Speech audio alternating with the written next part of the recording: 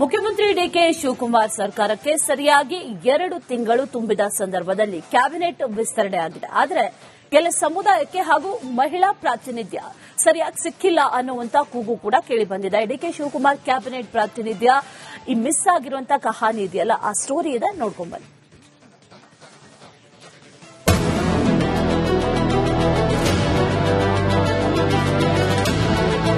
ಖಂಡಿತ ನನಗನ್ಸುತ್ತೆ ಗಾಯತ್ರಿ ಶಾಂತನಗೌಡರು ಯಾಕೆ ಪ್ರಮಾಣ ವಚನ ಸ್ವೀಕಾರ ಆಗಲಿ ನನಗೆ ಗೊತ್ತಿಲ್ಲ. ಯಾಕಂದ್ರೆ ಸಾಮಾಜಿಕ ನ್ಯಾಯ ಅಂತ ಹೇಳಿದ್ರೆ ಎಲ್ಲರೂ ಇರಬೇಕು.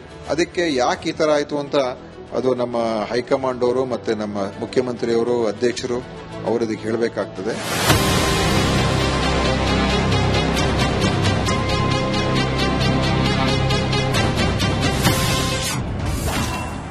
ಡಿಕೆಶಿ ಸಂಪುಟದಲ್ಲಿಲ್ಲ ಮಹಿಳಾ ಪ್ರಾತಿನಿಧ್ಯ,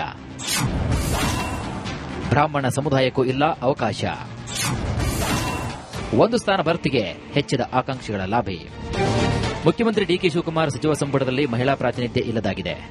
ಮಹಿಳೆಯರಿಲ್ಲದ ಕ್ಯಾಬಿನೆಟ್ ಅಂತ ಹೇಳಿಕೊಳ್ತಾ ಇದೆ. ಸಚಿವ ಸಂಪುಟ ವಿಸ್ತರಣೆಗಾಗಿ ದೆಹಲಿ ಅಂಗಳದಲ್ಲಿ ಸಿಎಂ ಡಿಕೆ ಶಿವಕುಮಾರ್, ಮಾಜಿ ಮುಖ್ಯಮಂತ್ರಿ ಸಿದ್ದರಾಮಯ್ಯ, ಕೆಪಿಸಿಸಿ ಅಧ್ಯಕ್ಷ ಬಿಕೆ ಹರಿಪ್ರಸಾದ್ ಯಾರಿಗೆ ಸಚಿವ ಸ್ಥಾನ ಕೊಡಬೇಕು ಎಂಬ ಅಭಿಪ್ರಾಯವನ್ನು ಕೇಳಿಬಂದಿದ್ರು. ಅಂತಿಮವಾಗಿ ಹೈಕಮಾಂಡ್ ಕಳಿಸಿರುವಂತಹ ಪಟ್ಟಿಗೆ ಮಾಜಿ ಮುಖ್ಯಮಂತ್ರಿ ಸಿದ್ದರಾಮಯ್ಯ ಅಸಮಾಧಾನವನ್ನ ಹೊಂದಿದ್ದಾರೆ ಅಂತ ಹೇಳಲಾಗುತ್ತಿದೆ. ಕಾರಣ, ಪಟ್ಟಿಯಲ್ಲಿ ಗಾಯತ್ರಿ ಶಾಂತೇಗೌಡ ಹೆಸರು ಬಂದಿದ್ದಾಗಿತ್ತು. ಕುರುಬ ಮತ್ತು ಮಹಿಳಾ ಕೋಟಾದಲ್ಲಿ ಗಾಯತ್ರಿ ಶಾಂತೇಗೌಡರು ಹೆಸರು ಕಾಂಗ್ರೆಸ್ ಹೈಕಮಾಂಡ್ ಫೈನಲ್ ಮಾಡಿತ್ತು.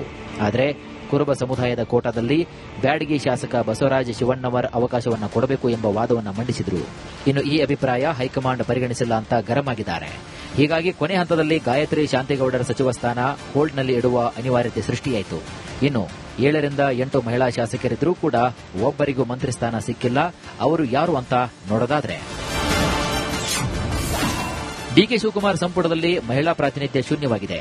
ಲಕ್ಷ್ಮೀ ಹೆಬ್ಬಾಳ್ಕರ್, ರೂಪಕಲಾ ಶಶಿಧರ್, ಉಮಾಶ್ರೀ, ಗಾಯತ್ರಿ ಶಾಂತಿಗೌಡ, ನಯನಾ ಮೋಟಮ್ಮ, ಅನ್ನಪೂರ್ಣ ತುಕಾರಾಮ್, ಖನೀಜ್ ಫಾತಿಮಾ, ಹೀಗೆ ಇಷ್ಟು ಮಹಿಳಾ ಶಾಸಕರಿದ್ದರೂ ಕೂಡ ಒಬ್ಬರಿಗೂ ಮಂತ್ರಿ ಸ್ಥಾನ ಸಿಕ್ಕಿಲ್ಲ. ಉಪಸಭಾಪತಿಯಾಗಿ ಉಮಾಶ್ರೀ ಅವರನ್ನ ನೇಮಿಸಿದ್ದು ಸಂಪೂರ್ಣವಾಗಿ ಡಿಕೆಶಿ ಸಂಪುಟದಲ್ಲಿ ಪುರುಷರೇ ತುಂಬಿದ್ದಾರೆ.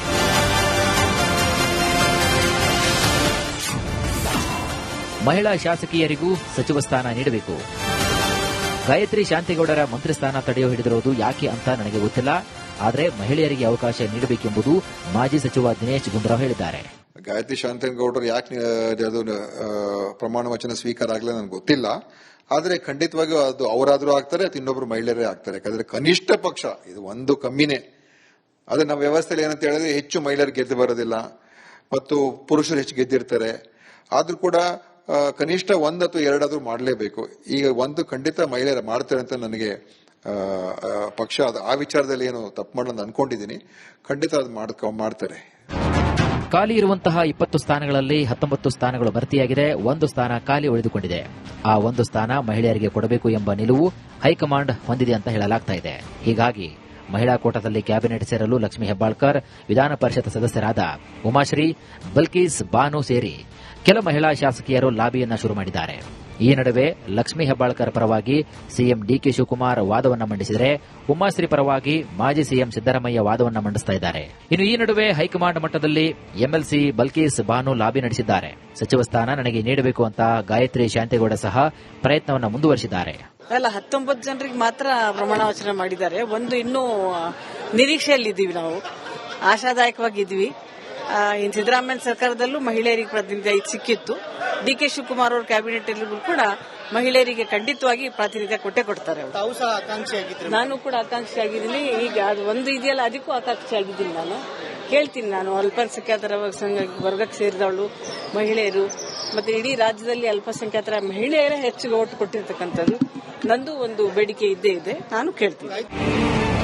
ಮತ್ತೊಂದು ಕಡೆಗೆ ಡಿಕೆ ಶಿವಕುಮಾರ್ ಕ್ಯಾಬಿನೆಟ್ನಲ್ಲಿ ಬ್ರಾಹ್ಮಣ ಸಮುದಾಯಕ್ಕೂ ಪ್ರಾತಿನಿಧ್ಯ ಸಿಕ್ಕಿಲ್ಲ. ಪ್ರತಿಯೊಂದು ಕ್ಯಾಬಿನೆಟ್ನಲ್ಲಿ ಒಬ್ಬರಲ್ಲ ಒಬ್ಬರು ಬ್ರಾಹ್ಮಣ ಸಮುದಾಯದಿಂದ ಸಚಿವರಾಗಿ ಇರ್ತಿದ್ರು. ಇದೇ ಮೊದಲ ಬಾರಿಗೆ ಬ್ರಾಹ್ಮಣ ಸಮುದಾಯಕ್ಕೆ ಕ್ಯಾಬಿನೆಟ್ನಲ್ಲಿ ಅವಕಾಶ ಸಿಕ್ಕಿಲ್ಲ ಎಂಬ ಚರ್ಚೆಗಳು ಶುರುವಾಗಿದೆ. ಸೈದ್ಧಾಂತಿಕ ಪಕ್ಷನಿಷ್ಠೆಯನ್ನು ಹೊರತುಪಡಿಸಿದರೂ ಬ್ರಾಹ್ಮಣ ಕೋಟಾದಲ್ಲಿ ಆದರೂ ಪರಿಗಣಿಸಬಹುದಾಗಿತ್ತು ಎಂಬ ನಿರೀಕ್ಷೆ ದಿನೇಶ್ ಗುಂಡೂರಾವ್ ಹೊಂದಿದ್ರು.